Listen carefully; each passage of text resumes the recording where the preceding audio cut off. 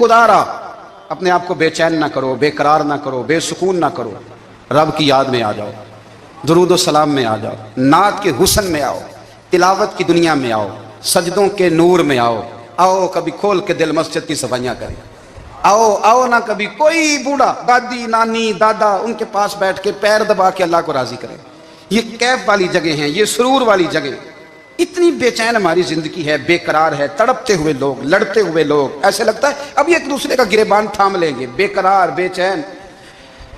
کسی کو انتظار کا کہا جانا کہ 10-20 منٹ کسی کا انتظار کرو، تو بعض لوگوں مجھے ایسے لگتا ہے جیسے یہ ان کا کلیجہ پھٹ جائے گا، ڈاکٹر کے انتظار میں بیٹھے ہیں تو بڑے پریشان ہیں، کسی کو ملنے گئے ہیں کو آدھا گھنٹہ بیٹھنا پڑ گیا تو بڑی دقت میں ہیں۔ اپنے آپ کو سکون دیں۔ آپ یقین کریں بڑا مزہ آتا ہے، کبھی کسی کا انتظار کرنا پڑے تو 2-4 تسبیح درود شریف پڑھی جاتی ہے، یعنی ذوق بن جاتا ہے کہ چلو اللہ نے موقع دیا ہے، کوئی سرکار کو یاد کر لیں، تنہائی مل گئی۔ ہمارا مزاج جس سختی کا شکار ہے، وہ سختی آہستہ آہستہ ہمیں زیادہ آزمائش میں ڈال گئی۔ تو میرے بھائی زندگی میں اطمینان حسن ہے، اور وہ سب سے زیادہ اللہ کی یاد میں ملتا ہے، وہ سب سے زیادہ رب کریم کے ذکر میں، سب سے زیادہ جو چاہتا ہے نا دل ٹھنڈا رہے، زبان میٹھی رہے، وہ مدینے والے محبوب پہ درود و سلام پڑھا کرے، وہ حضور پہ درود و سلام پڑھا کرے، زبان میٹھی رہے گی۔ میرا ذاتی تجربہ ہے کہ جو آدمی اپنے اخلاق سنوارنا چاہے وہ حضور پہ درود شریف پڑھے، جو اپنے اخلاق سنوارنا چاہے، طبیعت کو ٹھنڈا رکھنا چاہے، وہ درود شریف پڑھے، اس کا دل سکون میں آئے گا۔ کچھ کام اور ہیں زندگی میں اطمینان کے لیے، ان کا ہونا بھی بڑا ضروری ہے۔ سب سے پہلے اگر آپ چاہتے ہیں نا زندگی میں سکون ہو تو حقیقتوں کا سامنا کرنا سیکھیں، آپ جو ہیں وہ رہنا سیکھیں، جو آپ نہیں ہیں وہ بننے کی کوشش نہ کریں۔ حقیقت کا سامنا کرو گے تو زندگی اطمینان میں آ جائے گی۔ ہم نے نا بہانے بنا لیے ہیں، ہیلے بنا لیے، جھوٹ کے سہارے اپنے آپ کو اونچا کر لیا۔ ایک آدمی سے کہا جاتا ہے تو رشوت نہ لے، تو کہتا ہے میں غریبوں سے نہیں لیتا۔ تو میرا سوال یہ ہے کہ امیروں کا حساب لینے کی اللہ نے تیری ڈیوٹی لگائی ہے، تیرے ذمہ لگایا ہے کہ تو امیروں کا حساب کر، تمہیں کیا ضرورت پڑی ہے؟ ہم نا بہانہ کرتے ہیں، رشوت لینے والے کا الگ بہانہ ہے اور سفارش والے کا الگ بہانہ ہے۔ حقیقت کا سامنا کریں، حقیقت کا، جو میرے ذمہ داریاں ہیں وہ میں نے پوری کرنی، جو آپ کی ذمہ داریاں ہیں وہ آپ جان نہ چھڑائیں، حقیقت پسند بنیں۔ میرے رسول کریم، پھر پڑھیے درود شریف، صلی اللہ تعالی علیہ وسلم۔ حضور صلی اللہ علیہ وسلم نے فرمایا کہ میری بیٹی سیدہ فاطمہ الزہرا رضی اللہ تعالی عنہا صرف جنتی نہیں، جنتی عورتوں کی سردار ہے۔ لیکن حضور نے یہ بھی فرمایا کہ فاطمہ یہ خیال رکھنا اگر اللہ نے حساب پوچھا تو حساب تم نے خود دینا ہے۔ حقیقت کی طرف توجہ کرائی حضور نے، وہ صرف جنتی نہیں، جنتی عورتوں کی سردار ہیں، پر حقیقت کی جانب توجہ۔ میں حقیقت یہ ہے کہ اگر مالک نے حساب پوچھا تو اس کی تیاری بھی کرنی ہے۔ دیکھیں نا ہمیں کچھ یقین نہیں، اللہ معاف کرے کہ ہمارا حساب کیسا ہوگا، لیکن کتنے آزاد ہیں۔ یعنی بڑی دلیری سے بندے کہتے ہیں فجر نہیں پڑھتا جی، 3 پڑھتا ہوں جی، شاہ رہ جاتی ہے جی، کپڑے صاف، بڑی دلیری سے۔ اور سیدہ فاطمہ الزہرا نے ساری رات مصلی باندھ رکھا ہے، حالانکہ انہیں یقین تھا کہ رب مجھے بغیر حساب کتاب جنت دے گا۔ حقیقت کا سامنا کریں، جو حقوق آپ کے ہیں وہ آپ نے ادا کرنے ہیں، جو ذمہ داریاں ہیں وہ ذمہ داریاں ہیں۔ لیکن نا حضرت موسیٰ کلیم اللہ علیہ السلام کے پاس اسرائیل روح نکالنے آئے تو حضرت موسیٰ نے تھپڑ مارا، آنکھ نکال دی، واپس گئے۔ اللہ انہوں نے تو جلال فرمایا، کہا موسیٰ علیہ السلام سے کہیے بیل کی پشت پر ہاتھ رکھیں، جتنے بال ان کے دست مبارک کے نیچے آئیں گے اتنے 1000 سال ان کی عمر بڑھا دی جائے گی۔ یعنی میرے کان میں کوئی بتا دے کہ جناب 60 سال بڑھ گئی، یا آپ کے کان میں کوئی کہہ دے تو خوشی ہوتی ہے کہ نہیں؟ لیکن یہ حقیقت پسندی نہیں، اس لیے کہ 60 بھی گزر جائیں گے، 70 بھی، یہ حقیقت نہیں۔ حضرت موسیٰ کلیم، چلے میں مثال دیتا ہوں، سمجھ لے 10 بال، حالانکہ بہت زیادہ آتے ہوں گے، 10 بال اگر حضرت موسیٰ کے ہاتھ کے نیچے آئے تو 10,000 سال تو عمر بڑھ گئی نا۔ 10 یعنی 10 سال نہیں، 10 100 نہیں، 10 بہت زیادہ کی نا۔ حضرت موسیٰ کلیم اللہ علیہ السلام سے آ کے عرض کیا گیا حضور بیل کی پشت پر ہاتھ رکھیں، جتنے آپ کے ہاتھ کے نیچے بال آئیں گے اتنے 1000 سال عمر بڑھ جائے گی۔ تو حضرت موسیٰ نے حقیقت پسندی والی بات کی، فرمایا پھر کیا ہوگا؟ 10,000 سال کے بعد پھر کیا ہوگا؟ کہ حضور جانا تو پھر بھی ہے، فرمایا پھر ابھی چلتے ہیں۔ اگر جانا ہے نا، جانا ہے تو پھر، اگر جانا ہے تو پھر ابھی۔ اور سجنوں اگر نماز پڑھنی ہے تو ابھی کیوں نہیں؟ اگر داڑھی رکھنی ہے تو پھر رمضان کا انتظار کیوں کریں، ابھی کیوں نہیں؟ اگر سچ بولنا ہے تو پھر، اگر رزق حلال کھانا ہے تو پھر انتظار کا ہے گا۔ حقیقت ہوتی ہے، بہانہ ہوتا ہے، حقیقت چھپ نہیں سکتی بناوٹ کے اصولوں سے، کیونکہ خوشبو آ نہیں سکتی کبھی کاغذ کے پھولوں سے۔ یہ بات یاد رکھیں۔ اگر جانا ہے تو حضرت کلیم فرمانے لگے پھر 10,000 سال کے بعد بھی جانا ہے تو آج بھی ہمیں بے قراری زندگی میں اس لیے کہ ہم حقیقت پسند نہیں، ہم بہانوں میں، ہم ہواؤں میں جیتے ہیں، ہواؤں میں، خیالات میں زندگی گزارتے ہیں۔ بڑا ٹائم پڑا ہے، مثلاً کتنا میرے رسول کریم صلی اللہ تعالیٰ علیہ وآلہ وسلم نے ایک دن صحابہ سے فرمایا تمہیں حیا نہیں آتی؟ حضور کیا ہوا؟ فرمایا وہ والے مکان بناتے ہو جن میں تم رہ نہیں سکتے، وہ والا مال جمع کرتے ہو جو کھا نہیں سکتے، حیا نہیں آتی؟ عرض کی حضور حکم کریں تو محبوب فرمانے لگے جوتے کا ایک تسمہ بند کرتا ہوں تو سوچتا ہوں دوسرا بند کرنے سے پہلے موت آ جائے گی، ایک سانس اندر جاتی ہے تو دوسرا آنے سے پہلے میں یاد کرتا ہوں کہ مجھے دنیا سے جانا ہے۔ تمہیں حیا نہیں آتی؟ وہ مکان بناتے ہو جن میں رہ ہی نہیں سکتے، وہ مال جمع کرتے ہو جو کھا، حقیقت پسند نہیں بھائی ہم۔ بہت سارے لوگ یہاں بڑی باتیں سناتے ہیں، بڑی، میں کہتا ہوں اصل میں نا زیادہ باتیں سنا کے نا بیچارہ اپنے آپ کو مطمئن کرنا چاہتا ہے، اصل بات یہ ہے کہ اندر سے نا ہلا ہوا ہے، کچھ بھی نہیں، بڑا زیادہ ہنستا ہے اور مجھے لگتا ہے کہ کوئی گہرا زخم چھپا رہا ہے۔ اس لیے ملمہ سازی، حقیقت پسند بنو، حقیقت پسند۔ یاد رکھنا من ترک صلاۃ متعمدا فقد کفر، میرے رسول نے حقیقت بیان کی، فرمایا جس نے ایک نماز بھی جان بوجھ کے چھوڑی اس نے رب کے رب ہونے کا انکار کیا، اس نے کفران نعمت کیا۔ یہ حقیقت ہے، کوئی کلیریفیکیشن نہیں، کوئی وضاحت نہیں۔ جو نماز نہیں پڑھتا جھوٹ بولتا ہے، غلط بیانی کرتا ہے۔ جو شخص رزق حرام کما کے کہتا ہے کہ اس کے بغیر گزارا نہیں چلتا، وہ جھوٹ بولتا ہے، اس لیے کہ رب فرماتا ہے جب تجھے پیدا کیا ہے تو تیرا رزق میرے ذمہ ہے۔ اللہ فرماتا ہے کہ لا یکلف اللہ نفسا الا وسعہا، میں کسی پر وہ بوجھ نہیں ڈالتا جو اٹھا نہ سکے۔ نماز فرض کیا اس کا مطلب ہے ہم پڑھنے کے قابل ہیں، اس نے ہمارے ذمہ داریاں لگائی ہیں تو مطلب یہ ہے کہ ہم ذمہ داریاں ادا کرنے کے قابل ہیں، ورنہ وہ کہتا ہے میں وہ بوجھ ڈالتا ہی نہیں جو تجھ سے اٹھایا نہ جائے۔ اگر چاہتے ہو کہ زندگی میں اطمینان ملے تو خدا را حقیقت پسند والی زندگی گزارو۔ یہ فضاؤں میں زندہ رہنا، ہواؤں میں، اللہ بڑا معاف کرنے والا ہے، اللہ بڑا کریم ہے، معاف کر دے گا، تو بھئی یہ بات صحابہ کو بھی پتا تھی، یہ اہل بیت کو بھی خبر تھی، تو وہ تو ایک ایک بات کا لحاظ کرتے تھے۔ یہ غوث اعظم کو بھی پتا تھی، یہ ان کے والد کو بھی پتا تھی، جنہوں نے کسی کا ایک سیب کھا لیا تھا تو 12 سال اس کے گھر میں نوکری کرتے رہے، انہیں نہیں پتا تھا اللہ بڑا کریم ہے، معاف کر دے گا، ایک سیب ہی ہے نا۔ تو حقیقت پسندی آپ کو سکون دے گی۔ اور اگر آپ نے اپنے آپ کو غیر مطمئن کیا ہوا ہے، بات کچھ اور ہے، اور آپ نے اپنے آپ کو ڈال کسی اور طرف لیا ہے، تو پھر آپ کو سکون مل سکتا؟ سکون حقیقت پسندی میں ہے، اصل میں سکون ہوتا ہے، اداکاری میں سکون نہیں ہوتا۔ تیسری بات سنیں، اگر آپ چاہتے ہیں زندگی میں مطمئن رہیں تو دنیا داروں سے امیدیں توڑ دیں، اللہ اور اس کے رسول سے امید وابستہ کریں، اولیاء اللہ سے امیدیں وابستہ کریں، صحابہ اور اہل بیت سے امیدیں، اللہ اور اللہ والوں سے امیدیں، دنیا داروں سے امیدیں۔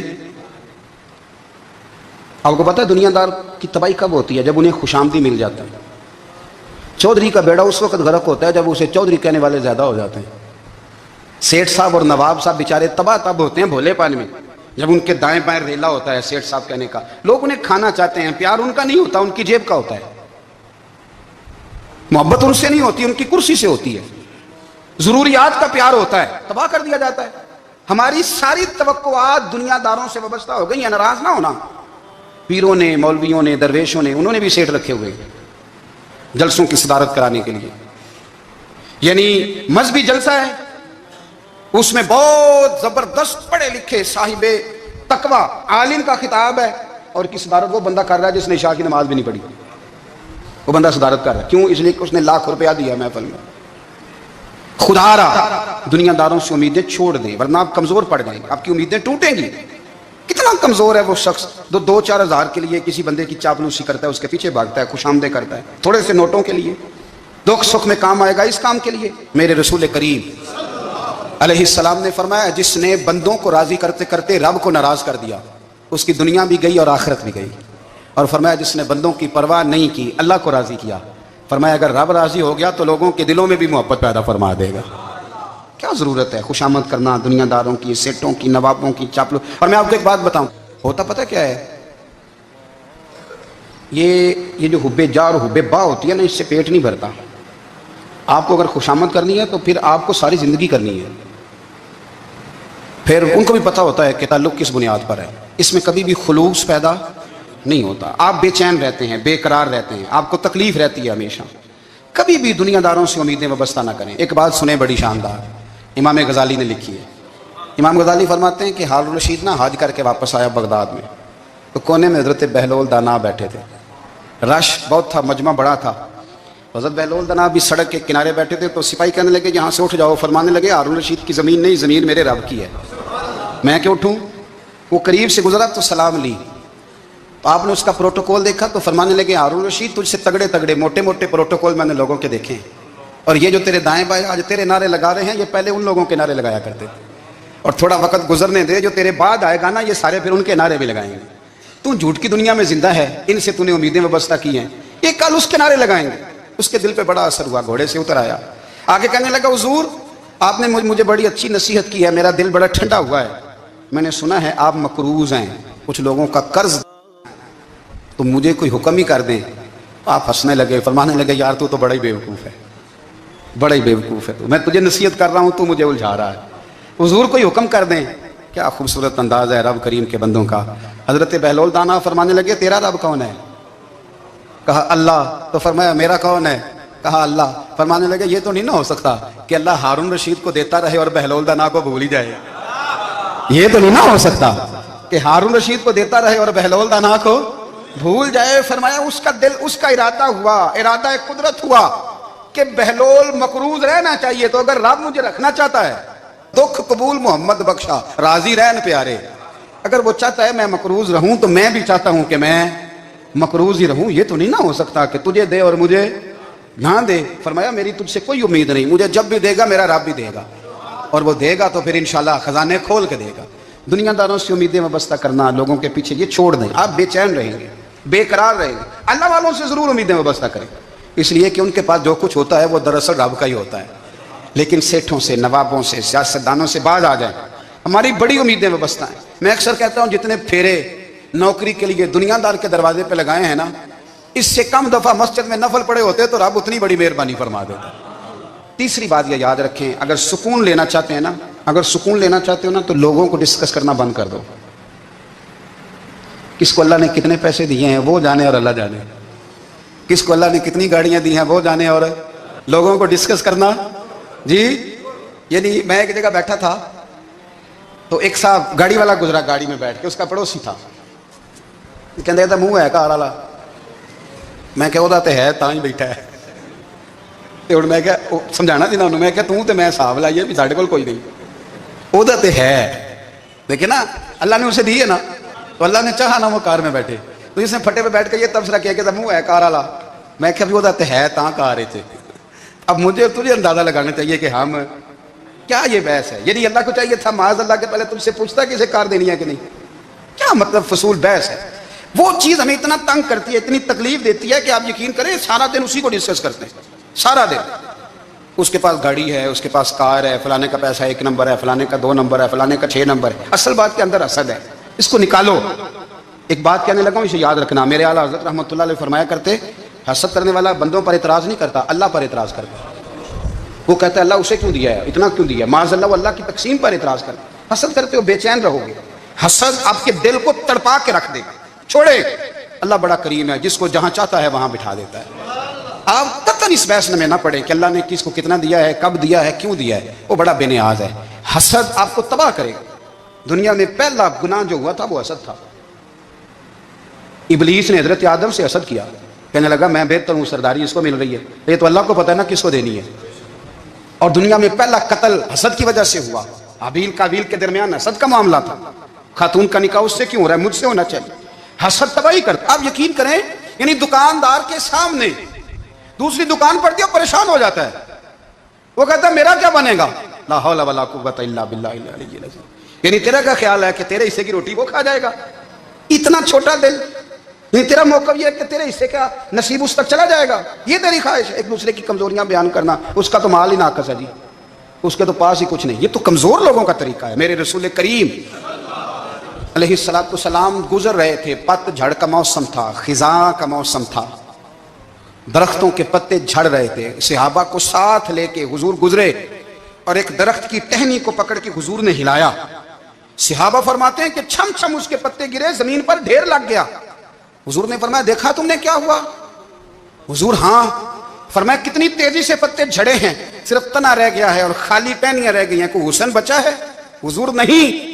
تو نبی کریم فرمانے لگے جو حسد کرتا ہے نا اس کی نیکیاں بھی اسی طرح جھڑ جاتی ہیں, اسی طرح. اور ایک جگہ حضور فرمانے لگے جس طرح راکھ لکڑی کو آگ کھا جاتی ہے, جس طرح لکڑی کو آگ, جب آگ کھا جائے تو پھر لکڑی کو لکڑی نہیں کہا جاتا, راکھ کہا جاتا ہے, کوئلہ کہا جاتا ہے, اس کی اصل باقی یعنی اسے کھائی جاتی ہے.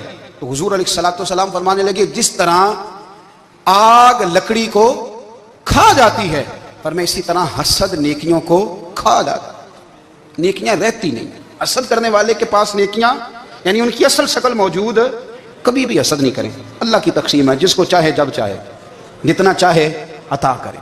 اور چوتھی بات میرے بھائی, کبھی بھی بغض نہ پیدا کریں. بغض والے لوگ بے سکون رہتے ہیں. بہت ساری کمزوریاں ہمارے اندر ہوتی ہیں نا, پھر اللہ ہماری روزی تو نہیں نہ بند فرماتا. یہ تو نہیں کہتا کہ زمین سے نکل جاؤ. اگر یہی والا معاملہ ہو جو ہمارا ہے کہ شادی پہ اس نے میرے ساتھ برا سلوک کیا تھا, ساری زندگی بغض رکھنا ہے. اگر یہی معاملہ فرشتے اللہ کی بارگاہ میں کہیں کہ یا اللہ اس نے فلانے دن شراب پی تھی, اب اس کو زمین میں نہیں رہنے دینا, نظام زندگی چلے گا. اگر اللہ ہمیں معاف کرتا ہے تو ہم بندوں کو معاف کیوں نہیں کرتے؟ آپ یقین کریں اتنی لمبی عداوتیں, اتنا لمبا حسد, اتنا لمبا بغض, اتنا لمبا. حدیث میں نے پڑھی, میں حیران رہ گیا.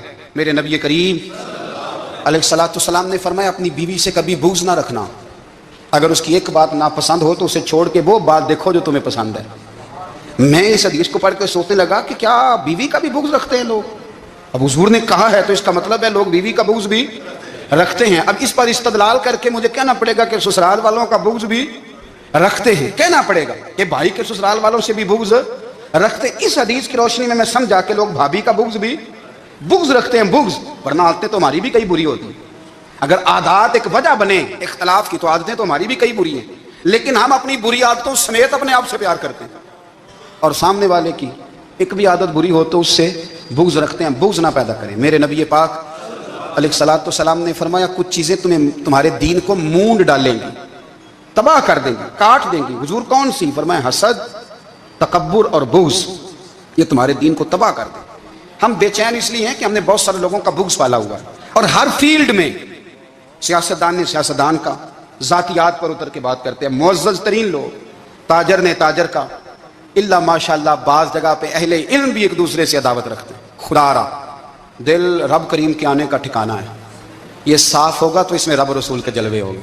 اور اگر اس میں عداوت ہو, اس میں بغض ہو, اس میں کینہ ہو, نفاق ہو. سنیں میرے رسول کریم حضرت ابوبکر صدیق رضی اللہ تعالیٰ عنہ کہتے ہیں میں رو ہی پڑا.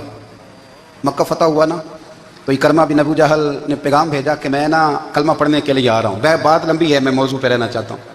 کہتے ہیں جب وہ آنے لگا نا تو نبی پاک نے ہم سب کو بلایا, ہم حاضر خدمت ہوئے. تو حضور فرمانے لگے کہ اس کے باپ نے نا بڑا ظلم کیا ہے ہمارے ساتھ, ابو جہل نے بڑا ستایا ہے, بڑی تکلیف دی ہے. آپ مجھے بتلائیں کہ وہ ایک دفعہ کسی شادی پہ بحث ہوتی ہے بیوی کے بھائی کے ساتھ, پھر ساری زندگی اس بیچارے کو معافی. وہ 10 دفعہ گھر آتا ہے, معافی مانگنے پر سوال ہی نہیں پیدا ہوتا. میں مجھے ہی کہہ دیا, یعنی پھر میں مجھے ہی کہہ دیا آپ نے, اور میری شان میں بے ادبی, اور پھر میں معاف کر دوں. توبہ توبہ توبہ, یہ کیسے ہو سکتا ہے؟ میری ناک نیچی ہو جائے گی, اور آپ نے مجھے کہہ دیا, سوال ہی نہیں پیدا ہوتا. اور یہ رونا میں اکثر ہوتا ہوں کہ شادی والے دن داماد صاحب کا زیادہ دماغ خراب ہوتا ہے. جب چھوٹی سالی کی شادی ہوتی ہے نا, اس دن اس کو بخار چڑھتا ہے, کوئی اس کو کان میں کہتا ہے تیری عزت نہیں کر دے, اس دن اس کا دماغ خراب ہو جاتا ہے. بچے اٹھا کے نکل آتا ہے, وہ بیچارہ سسر منتیں کر رہا ہوتا ہے کہ تیری مہربانی آ جا, یہ عزت کرا رہا ہے. تو میں نے کہا احتجاج کر کے جو عزت کرائی جاتی ہے وہ عزت نہیں ہوتی. ہاں یہاں مانگ کے عزت لیتے ہیں لوگ, یا احتجاج کی کوئی عزت ہے؟ آپ کے اندر کمالات اتنے ہوں کہ آپ کی عزت کرنے کو دل چاہے, یعنی مزہ آئے, یعنی لطف آئے, یعنی آپ دور بیٹھے ہوں تو کسی کا دل کرے آپ کو اسٹیج پہ بلانے کے لیے. یہ کیا بات ہوئی کہ چھائے جانا اور بھاگ کے آگے جانا؟ ان سے نکلیں. اکرمہ بن ابو جہل کلمہ پڑھنے کے ارادے سے آ رہے ہیں. حضور علیہ السلام نے صحابہ کو بلایا. کتنی زیادہ دعوت رکھی جا سکتی تھی معاذ اللہ؟ کب سے وہ چلا تھا ظلم کرنے, اور اس کے بعد اس کا بیٹا شروع ہو گیا. کتنی باتیں تھیں جو ناقابل معافی تھیں, پر کریم رسول نے ہمیں بتلایا ہے کہ سکون والی زندگی کہتے کس کو ہے. جب سب لوگ جمع ہو گئے تو حضور نے فرمایا بھائی وہ کلمہ پڑھنے آ رہا ہے, اس کے باپ نے ظلم بڑے کیے ہیں, پر میری نصیحت یہ ہے کہ اس کے سامنے اس کے باپ کو کوئی برا نہ کہے. خبردار کوئی اس کے سامنے کوئی بات نہ کرے. اب وہ کلمہ پڑھنے آ رہا ہے, مطیع ہو کے آ رہا ہے, بان کے آ رہا ہے. کہتے ہیں اللہ کے رسول نے نا کافی دیر تک خطبہ دیا, بریفنگ دی, بات سمجھائی. جناب صدیق اکبر کہتے ہیں میں رو پڑا. ایک صحابی مجھے کہنے لگے تمہیں کیا ہوا؟ تو میں نے کہا میں مصطفیٰ کی رحمت پہ رو رہا ہوں, دیکھو کن کے لیے حضور گراؤنڈ بنا رہے ہیں. اے دیکھو کن کے لیے حضور تیاری کر رہے ہیں جنہوں نے ساری زندگی دشمنی کی. خدا را یہ اندر سے عداوتیں نکال پھینکو. او بھائی اتنا تو لمبا ٹائم ہی کوئی نہیں, اتنا تو وقت ہی کوئی نہیں, اس کو صاف رکھو. بندہ کوئی کر بھی گیا تو کوئی حرج نہیں. چنگی مندی سجنا کولوں 100 واری ہو جاندی, یار یاراں دا گلا نہیں کر دے. اصل پریت یار یاراں دا جڑا گلا کردا تے یار نہیں جی ہوندا. ہاں پکی بات, پکی پیڈی. میرا ایک سنگی مجھے آ کے آنے لگا فلانی جگہ بندہ یہ بات کر رہا تھا. میں کہ تو اوتھے ہی سیں سوندا سیں, تم ہی نال ہی سیں.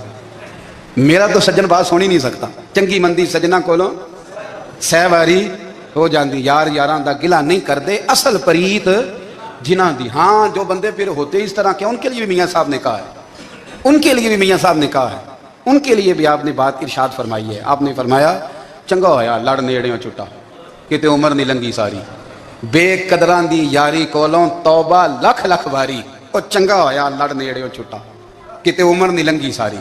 جو اس طرح کا تھا نا شکوے کرنے والا, بغض رکھنے والا, فرمایا بے قدران دی یاری کولوں توبہ, یعنی لاکھ تے لاکھ کنے ہو گئے, یعنی 2 لاکھ باری توبہ کی تھی انہوں نے, گنی نہیں جا سکتی جتنی میاں صاحب نے توبہ کر دی. بے قدرے دوست بے قدران دی یاری کولوں توبہ لکھ لکھ باری. چنگا ہویا لڑ نیڑیوں چھٹا کتے عمر نہیں لنگی ساری. تو مہربانی کریں, ایک تو اگر آپ مطمئن رہنا چاہتے ہیں تو کبھی کبھی نا مست ہو کہ ذکر الہی کریں.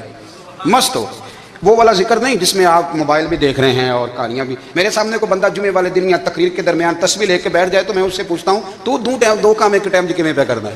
میری بھی بات سن رہے ہو, تسبیح پڑھی تو ممکن ہی نہیں. تسبیح تو تسبیح ہے, جب وہ ہوگی تو پھر کوئی اور کام سوال ہی نہیں پیدا ہو. ایک تو ذکر کریں محو ہو, دوسری بات حقیقت کا سامنا کریں. آپ اگر مطمئن رہنا چاہتے ہیں تو حقیقت پسند بنیں. تیسری بات حسد چھوڑ دیں, دوسروں کو ڈسکس کرنا چھوڑ دیں. آپ یہ دیکھیں کہ اللہ نے مجھے کیا کچھ دیا, اس پہ راضی رہیں. اور چوتھی بات عداوت چھوڑ دیں, سینے میں کینہ چھوڑ دیں. آپ کی زندگی مطمئن ہو جائے گی, آپ خوشحال رہیں گے. وہ جو آپ لفظ کہتے ہیں نا کہ میں بور ہوں, میں پریشان ہوں, اس سے آپ نکل آئیں گے. اللہ ہمیں محبوب کی غلامی میں زندہ رکھے, غلامی میں موت.